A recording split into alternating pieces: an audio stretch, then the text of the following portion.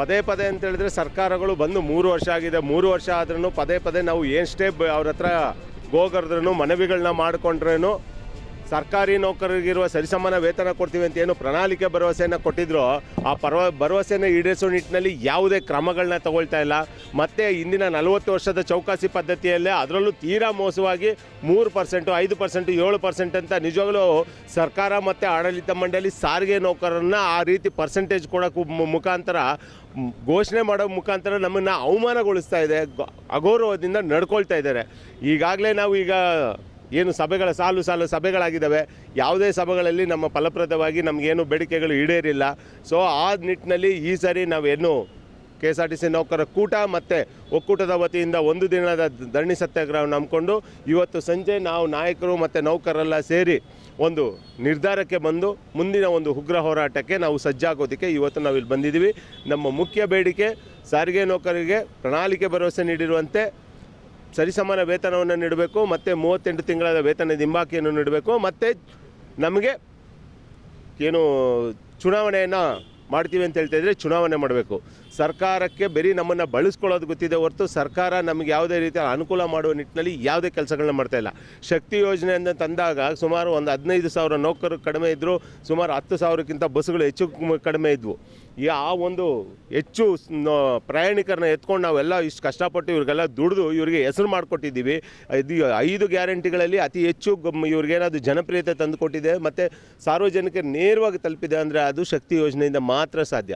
ಆದರೆ ಇಷ್ಟು ದೊಡ್ಡ ಮಟ್ಟದಲ್ಲಿ ನಾವು ಹೆಸರನ್ನ ಮಾಡಿಕೊಟ್ಟವರಿಗೆ ನಾವು ಸರ್ಕಾರ ನಡೆಸ್ಕೊಳ್ಳೋ ರೀತಿ ನೋಡಿದ್ರೆ 3 ಕಾಸಿನೇನು ಆನೆ ಒಟ್ಟಾಗ ಅರಕಾಸಿನ ಮಜ್ಜಿಗೆ ಇದ್ದಂಗೆ 3%, 5%, 7%. ಇನ್ನೂ ಮುಖ್ಯಮಂತ್ರಿಗಳು ಸಾರಿಗೆ ಸಚಿವರನ್ನ ತೋರಿಸ್ತಾರೆ, ಸಾರಿಗೆ ಸಚಿವರು ಮುಖ್ಯಮಂತ್ರಿಗಳನ್ನ ತೋರಿಸ್ತಾರೆ, ಇವರೆಲ್ಲರೂ ಸೇರ್ಕೊಂಡು ಆಡಳಿತ ಮಂಡಳಿಯನ್ನು ತೋರಿಸ್ತಾರೆ, ಲಾಸು ಅಂತಾರೆ. ಅದೇ ಸಾರ್ವಜನಿಕವಾಗಿ ಮಾತಾಡಬೇಕಾದ್ರೆ ಮಾತ್ರ ಇವರೆಲ್ಲ ಏನಂತಾರೆ, ನಮ್ಮದು ಸೇವೆಯಲ್ಲಿರೋದು ಲಾಭಕ್ಕಲ್ಲ ಅಂತಾರೆ. ಆದರೆ ನಮಗೆ ಸಂಬಳ ಅಂತ ಮತ್ತು ಇತರ ಆರ್ಥಿಕ ಸೌಲಭ್ಯಗಳು ಅಂತ ಬಂದಿದ ತಕ್ಷಣವೇ ಲಾಸು ಅಂತಾರೆ. ಇದು ಯಾವ ರೀತಿಯಲ್ಲಿ ಲಾಸು, ಯಾವ ರೀತಿಯಲ್ಲಿ ಲಾಭ ಅಂತ ನನಗಂತೂ ಅರ್ಥ ಆಗ್ತಾಯಿಲ್ಲ. ಆದ್ದರಿಂದ ನಾವು ಸರ್ಕಾರದ ಹತ್ರ ನಾವು ಕೇಳ್ಕೊಳ್ಳೋದೇನೆಂದರೆ, ಇನ್ನೂ ನಮ್ಮ ತಾಳ್ಮೆ ಕಟ್ಟೆ ಹೊಡೆದಿದೆ. ನೀವು ಇದನ್ನು ಮತ್ತೆ ಇದನ್ನು ನೌಕರನ್ನ ಬುಗಳೆಯಂಗೆ ಮಾಡ್ಕೋಬೇಡಿ. 2020-21ರಲ್ಲಿ ಏನು ಸಾರಿಗೆ ನೌಕರರು ಎದ್ದಿದ್ರು ಆವತ್ತೂ ಅಷ್ಟೇ ಏನು ತಣ್ಣಗೆ ಇದ್ದರು, ದಿಢೀರಂತ ಬುಗಳೆದ್ದಿದ್ದು. ಆ ಒಂದು ನಿಟ್ಟಿನಲ್ಲಿ ಕಾಂಗ್ರೆಸ್ ಪಕ್ಷ ತೊಗೊಂಡೋಗ್ಬಾರ್ದು. ಯಾಕಂದರೆ ಪ್ರಣಾಳಿಕೆ ಭರವಸೆ ಕೊಟ್ಟಿದ ತಕ್ಷಣ ನಾವೇನೋ ಸುಮ್ಮನೆ ಕೂತ್ಕೊಂಡವರಲ್ಲ. ಇಲ್ಲಿ ಕೂತಿರೋರು ಇರ್ಬೋದು, ಅಲ್ಲಿ ಸ್ಟೇರಿಂಗು, ಸ್ಪಾನರು ಮತ್ತು ಟಿಕೆಟ್ ಹಿಡಿದಿರೋರಾಗಿರ್ಬೋದು, ಬೇರೆ ಇತರ ಸಿಬ್ಬಂದಿಗಳಿರ್ಬೋದು, ಬೀದಿಗಿಳಿದು ನಾವು ನಮ್ಮ ಸಂಬಂಧಿಕರು, ನಮ್ಮ ಕುಟುಂಬ, ನಮ್ಮ ಬಂಧು ಬಳಗ ಎಲ್ಲರನ್ನೂ ಸಾರ್ವಜನಿಕರಿಗೆ ಮನಮುಟ್ಟುವಂತೆ ನಿಮ್ಗೆ ಓಟ್ ಹಾಕ್ಸಿದ್ದೀವಿ. ನಿಮ್ಮ ಕಾರ್ಯಕರ್ತರಿಗಿಂತ ಹೆಚ್ಚಿನ ರೀತಿಯಲ್ಲಿ ನಾವು ಕೆಲಸ ಮಾಡಿ ನಿಮ್ಮನ್ನು ಪಕ್ಷನ ಅಧಿಕಾರಕ್ಕೆ ತಂದಿದ್ದೀವಿ. ಆದರೆ ಇವತ್ತು ನೀವು ನಮ್ಮನ್ನು ಈ ರೀತಿಯಲ್ಲಿ ಕಡೆಗಣಿಸಿದ್ರೆ ನಾವು ಸುಮ್ಮನೆ ಇರಲ್ಲ. ಇದೇ ನಿಮ್ಮ ಸರ್ಕಾರ ತೆಲಂಗಾಣದಲ್ಲಿದೆ, ಅಲ್ಲೂ ಸಹ ಪ್ರಣಾಳಿಕೆ ಭರವಸೆ ನೀಡಿದರು. ಅವರು ಪ್ರಣಾಳಿಕೆಯಲ್ಲಿ ಸರ್ಕಾರಿ ನೌಕರರಿಗೆ ವಿಲೀನಗೊಳಿಸ್ತೀವಿ ಅಂತ ಮಾಡಿದಂಥ ಒಂದು ಘೋಷಣೆಯನ್ನು ನೆರವೇರಿಸಿದ್ದಾರೆ. ನೀವು ಸರಿಸಮಾನ ವೇತನ ಕೊಡ್ತೀವಿ ಅಂತ ಏನು ಘೋಷಣೆ ಮಾಡ್ಕೊಂಡಿದ್ದೀರಾ ಅದನ್ನಾದರೂ ಕೊಡಿ ಸ್ವಾಮಿ. ಅದನ್ನು ಕೊಡೋಕ್ಕೆ ನೀವು ಯಾಕೆ ಮೀನಾಮೇಷ ಅನ್ನಿಸ್ತಾ ಇದ್ದೀರಾ? ಸೊ ಸರ್ಕಾರದಲ್ಲಿ ನಾನು ಮತ್ತೊಮ್ಮೆ ಹೇಳ್ತಾ ಇದ್ದೀನಿ, ನೀವು ಈ ರೀತಿ ನಾವು ಸಾರಿಗೆ ನೌಕರರನ್ನ ಅಗೌರವ ಮತ್ತು ತಾರತಮ್ಯದ ರೀತಿಯಲ್ಲಿ ನೋಡಿದ್ರೆ ಮುಂದಿನ ಏನು ಸಾರ್ವಜನಿಕರಿಗೆ ತೊಂದರೆ ಆಗುತ್ತೆ, ಮುಂದಿನ ಹೋರಾಟಗಳಿಂದ ತಮಗೆ ಏನಾದರೂ ಬೇರೆ ರೀತಿಯಲ್ಲಿ ಏನಾದರೂ ಹಿನ್ನಡೆ ಆಗುತ್ತೆ ಅಂತ ನಾವು ತಿಳ್ಕೊಂಡ್ರೆ ಅದು ನಮ್ಮಿಂದ ಅಲ್ಲ, ನೀವೇ ನಿಮಗೆ ಬರಮಾಡ್ಕೊಳ್ತಾ ಇರೋಂಥ ಕಷ್ಟಗಳು. ದಯವಿಟ್ಟು ಇನ್ನು ಮುಂದೆ ಅದು ಯಾವುದಕ್ಕೂ ಆಸ್ಪದಗಳನ್ನ ನೀಡದೆ ಸಾರಿಗೆ ನೌಕರಿಗೆ ಏನು ಭರವಸೆ ಕೊಟ್ಟಿದ್ದೀರಾ ಅದರಂತೆ ನಮಗೆ ಸರಿಸಮಾನ ವೇತನ ಕೊಡಿ, 38 ತಿಂಗಳ ವೇತನ ಹಿಂಬಾಕಿಯನ್ನು ಕೊಡಿ. ಅದರಲ್ಲೂ ಮುಖ್ಯವಾಗಿ ನಮ್ಮ ನಿವೃತ್ತಿ ನೌಕರರಿಗೆ ಒಂದು ಕಂತಿನಲ್ಲಿ ಕೊಡಿ ಅಂತ ಕೇಳ್ತಾ ಇದ್ದೀವಿ, ಅದನ್ನು ಇನ್ನೂ ಕೊಡ್ತಿಲ್ಲ. ಅದರಲ್ಲಿ 26 ತಿಂಗಳು ಅಂತ ಇದ್ದೀರಾ. ನಿಮ್ಮ ಚೌಕಾಸಿ ನಾವು ಕೇಳ್ತಾ ಇಲ್ಲ ಸ್ವಾಮಿ. ಕೋವಿಡ್ ಸಮಯದಲ್ಲಿ ನೀವೆಲ್ಲರನ್ನೂ ಮನೇಲಿ ಕುಣಿಸಿ ಸಂಬಳ ಕೊಟ್ಟಿದ್ರೆ ನಾವು ಎಸೆನ್ಷಿಯಲ್ ಸರ್ವಿಸ್ ಅಂತ ನಮ್ಮನ್ನು ಬಳಸ್ಕೊಂಡಿದ್ದೀರಾ. ಆ ಬಳಸ್ಕೊಂಡಿರೋದಕ್ಕೆ ನಮಗೆ ಪೂರ್ತಿ ಸಂಬಳದ ಜೊತೆಗೆ ಹಿಂಬಾಕಿಯನ್ನು ಕೊಡಬೇಕು ಅಂತ ನಾವು ಕೇಳ್ಕೊತೀವಿ. ಚುನಾವಣೆ ಅತಿ ಮುಖ್ಯವಾಗಿದೆ. 30 ವರ್ಷದಿಂದ ಚುನಾವಣೆ ನಡೆಸ್ತಿದೆ. ಏನು 16-17 ಸಂಘಟನೆ ಇಟ್ಕೊಂಡು ನೀನು ಬಾ, ನಾನು ಹೋಗು ಅಂತ ಹೇಳೋ ರೀತಿಯಲ್ಲಿ ಇದನ್ನು ಒಡೆದಾಳುವ ನೀತಿಯನ್ನು ಮಾಡ್ತಾ ಇದ್ದಾರೆ. ಕೂಡಲೇ ಚುನಾವಣೆ ಘೋಷಣೆ ಮಾಡಬೇಕು ಅಂತ ನಾವು ಈ ಹೋರಾಟವನ್ನು ಇವತ್ತು ಹಮ್ಮಿಕೊಂಡಿದ್ದೀವಿ ಸರ್. ಇವತ್ತು ಸಂಜೆ ನಾವೆಲ್ಲರೂ ಸೇರಿ ಒಂದು ಮಹತ್ವದ ನಿರ್ಧಾರವನ್ನು ಕೈಗೊಳ್ತೀವಿ. ಅದೇ ಈಗ ಮೊನ್ನೆನೂ 29ನೇ ತಾರೀಕು ಒಂದು ಸಭೆ ನಡೀತು. ಅವರು ಹೇಳ್ತಾ ಇದ್ದಾರೆ, ನೀವೆಲ್ಲ ಬೇಡಿಕೆಗಳನ್ನ ನಾನು ಕೇಳಿದ್ದೀನಪ್ಪ, ನಾನೀಗ ಮತ್ತೆ ಮುಖ್ಯಮಂತ್ರಿ ಅವ್ರ ಹತ್ರ ಮಾತಾಡ್ತೀನಿ ಅಂತ ಇದ್ದಾರೆ. ಇದೇ ಥರ 4 ಸರಿ ಆಗಿದೆ ನಮ್ಮ ಮುಖ್ಯಮಂತ್ರಿಗಳಿಗೂ ಮತ್ತು ಸಾರಿಗೆ ಸಚಿವರಿಗೆ ಬಾಲನ್ನು ಈ ಅಂಗಳದಿಂದ ಆ ಅಂಗಳಕ್ಕೆ, ಅಂಗಳದಿಂದ ಈ ಅಂಗಳಕ್ಕೆ ಹಾಕ್ಕೊಂಡು ಇನ್ನು ತಾಳ್ಮೆಯಿಂದ ನಾವು ಕಾದಿದ್ದು ಸಮಯ ಮೀರಿದೆ. ನಾವು ಇನ್ನು ಮುಂದಿನ ಹೋರಾಟಕ್ಕೆ ಮಾತ್ರ ಸಜ್ಜಾಗ್ತೀವಿ ಸರ್. ಆ ಅಸ್ತ್ರನೂ ಇದೆ, ಕೊನೆಯದಾಗಿ ಆ ಅಸ್ತ್ರನೂ ಇದೆ. ಆದರೆ ಮೊದಲನೇದಾಗಿ ಸರ್ಕಾರ ಗಮನ ಸೆಳೆಯುವಂಥ ಕೆಲಸಗಳನ್ನ ಈಗಾಗಲೇ ನಾವು ಮಾಡ್ಕೊಂಬಂದಿದ್ದೀವಿ. ಈಗ ಮೊನ್ನೆನೂ 8/4/2026 ಚಿತ್ರದುರ್ಗದಿಂದ ಪಾದಯಾತ್ರೆನೂ ಸಹ ಮಾಡಿ ಇವ್ರಿಗೆ ತೋರಿಸ್ಕೊಟ್ಟಿದ್ದೀವಿ ಈ ಉರಿ ಬಿಸಿಲಿನಲ್ಲಿ. ಆದ್ರೂ ಸರ್ಕಾರ ನಮ್ಮನ್ನು ಏನು ಗೌರವವಾಗಿ ನಡೆಸ್ಕೋಬೇಕು, ನಮಗೆ ಕೊಡಬೇಕು, ಅದು ಯಾವುದನ್ನು ಕೊಡ್ತಾ ಇಲ್ಲ. ಸೊ ಆ ನಿಟ್ಟಿನಲ್ಲಿ ನಾವು ಇವತ್ತಿನ ಹೋರಾಟವನ್ನು ಹಮ್ಮಿಕೊಂಡಿದ್ದೀವಿ. ಮುಂದಿನ ಹೋರಾಟದ ಬಗ್ಗೆನೂ ರೂಪುರೇಷೆಗಳು ಇಲ್ಲೇ ತಯಾರು ಮಾಡ್ತೀವಿ ಸರ್. ನಾನು KSRTC ನೌಕರರ ರಾಜ್ಯಾಧ್ಯಕ್ಷ ಚಂದ್ರಶೇಖರ್. ಮತ್ತೆ ಹೋರಾಟ ಅನಿವಾರ್ಯ ಪರಿಸ್ಥಿತಿ. ಯಾಕೆಂದರೆ ಈ ಸರ್ಕಾರಕ್ಕೆ ಒಂದು ಕಾರ್ಮಿಕರ ಬಗ್ಗೆ ಒಂದು ಚಿಂತನೆ ಇದ್ದಿದ್ದರೆ, ಇಲ್ಲ ಕೊಟ್ಟ ಭರವಸೆ ಈಡೇರಿಸಬೇಕು ಅನ್ನೋ ಒಂದು ಕಮಿಟ್ಮೆಂಟ್ ಇದ್ದಿದ್ದರೆ ಇವತ್ತು ಈ ಪರಿಸ್ಥಿತಿ KSRTC ನೌಕರರಿಗೆ ಬರ್ತಾ ಇರಲಿಲ್ಲ. ಇವತ್ತೇನಾಗಿದೆ, ಮೂಗಿ ಹಿಡಿಯೋ ತನಕ ಬಾಯಿ ಬಿಡೋದಿಲ್ಲ ಅನ್ನೋದನ್ನು ಅವರೇ ಹೇಳ್ತಾ ಇದ್ದಾರೆ. ಅವ್ರ ಮುಂದೆ ಒಂದು ಉದಾಹರಣೆ ಇದೆ. ತೆಲಂಗಾಣದಲ್ಲಿ ಮೊನ್ನೆ ನಡೆದಂಥ ಉದಾಹರಣೆ. ತೆಲಂಗಾಣದಲ್ಲಿ ಒಬ್ಬರು ಜೀವ ಸಹಿತ ಸುಟ್ಕೊಂಡು ಸತ್ರು. ಬಹುಶಃ ಅದನ್ನು ನಿರೀಕ್ಷೆ ಪಡ್ತಿರ್ಬೋದು ಈ ಸರ್ಕಾರನ.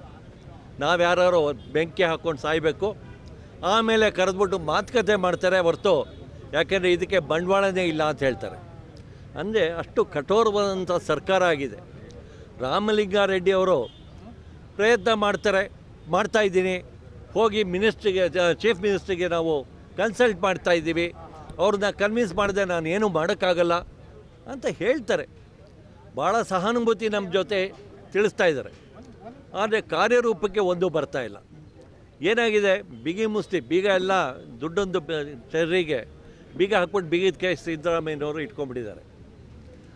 ಆ ಸಿದ್ದರಾಮಯ್ಯವರಿಂದ ಆ ಬೀಗದ ಕೈ ಆಚೆ ತೆಗೆಸಿ ದುಡ್ಡು ಆಚೆ ತರ್ಸೋಕ್ಕಾಗ್ತಾಯಿಲ್ಲ ಅವ್ರಿಗೆ. ಯಾಕೆಂದರೆ ಅಷ್ಟು ಕಠಿಣವಾಗಿಂಥ ಒಂದು ಪರಿಸ್ಥಿತಿ ಅವರು ನಿರ್ಮಿಸಿದ್ದಾರೆ ಈ ಸರ್ಕಾರಕ್ಕೆ. ಈ ಸರ್ಕಾರ ಇವತ್ತು ಖಾಲಿಯಾಗಿದೆ ಅಂತ ಬೇಕಾದ್ರೆ ನಾನು ಹೇಳಬಲ್ಲೆ.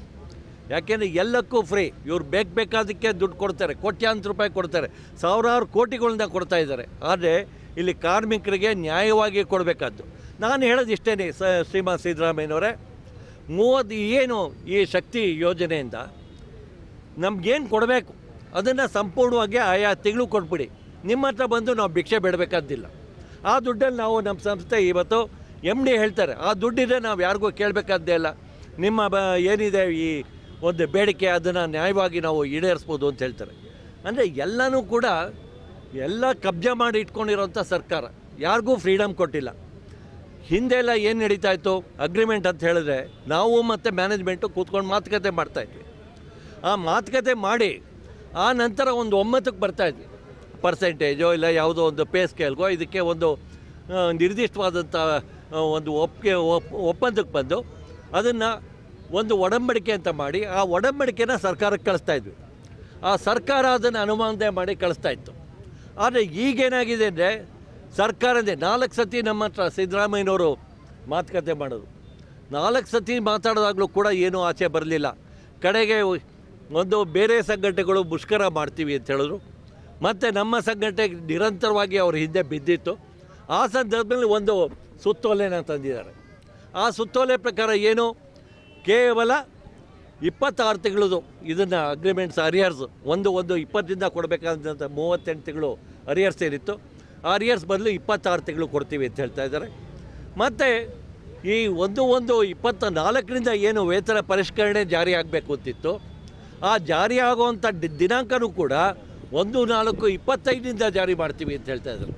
ಅಂದರೆ ಇದಕ್ಕೆ ಇಲ್ಲಿವರೆಗೂ ಹಗಲು ರಾತ್ರಿ ದುಡಿಯೋವಂಥ ಏನು ನೌಕರರಿದ್ದಾರೆ, ಡ್ರೈವರು, ಕಂಡಕ್ಟರ್ಸು, ಮೆಕ್ಯಾನಿಕ್ಸ್ಗಳು, ಇವ್ರ ಬಗ್ಗೆ ಸ್ವಲ್ಪನೂ ಕೂಡ ಒಂಚೂರು ಕೂಡ ಕಾಳಜಿ ವಹಿಸ್ತೆ ಅವರ ವಿರುದ್ಧವಾಗಿ ಇವತ್ತು ಈ ಸರ್ಕಾರ ನಿಂತಿದೆ ಅಂತ ಹೇಳಬೇಕಾಗಿದೆ.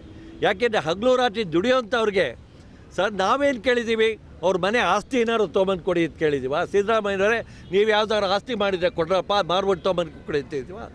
ಏನೂ ಇಲ್ಲ.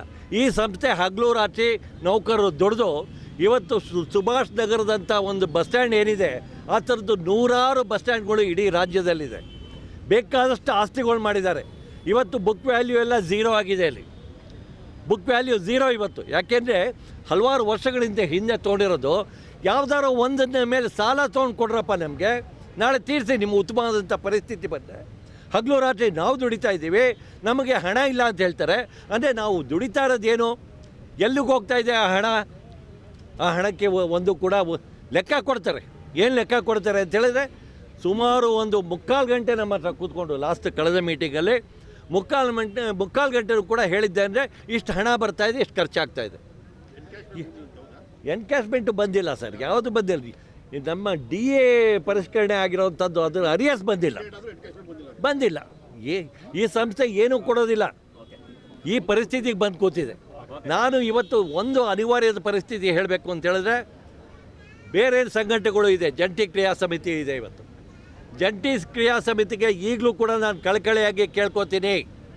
ಏನಂತ ಹೇಳಿದ್ರೆ, ಇಡೀ ಕಾರ್ಮಿಕ ಸಮೂಹಕ್ಕೆ ನೀವು ನ್ಯಾಯ ಕೊಡಿಸ್ಬೇಕು ಅಂತ ಹೇಳಿದ್ರೆ ಇವತ್ತು ಲೇಟಾಗಿಲ್ಲ, ತಾವು ನಮ್ಮ ಜೊತೆ ಬನ್ನಿ, ಇಲ್ಲ ನಾವು ನಿಮ್ಮ ಜೊತೆ ಬರ್ತೀವಿ, ಕಾಮನ್ ಬೇಡಿಕೆಗಳನ್ನ ಇಟ್ಕೊಳ್ಳೋಣ. ಆ ಬೇಡಿಕೆಗಳು ಒಟ್ಟಿಗೆ ಇಟ್ಕೊಂಡು ಇಬ್ಬರು ಒಟ್ಟಾರೆ ಹೋರಾಟ ನಡೆಸೋಣ. ಆವಾಗ ಈ ಕಾರ್ಮಿಕರ ಬಗ್ಗೆ ನಾವು ನ್ಯಾಯ ಕೊಡ್ಸೋಕ್ಕೆ ಸಾಧ್ಯತೆ ಇದೆ. ತಾವು ದಯಮಾಡಿ ಬನ್ನಿ ಅಂತ ಈ ಸಂದರ್ಭದಲ್ಲಿ ಕರೆನ ಕೊಡ್ತಾ ಇದ್ದೀನಿ.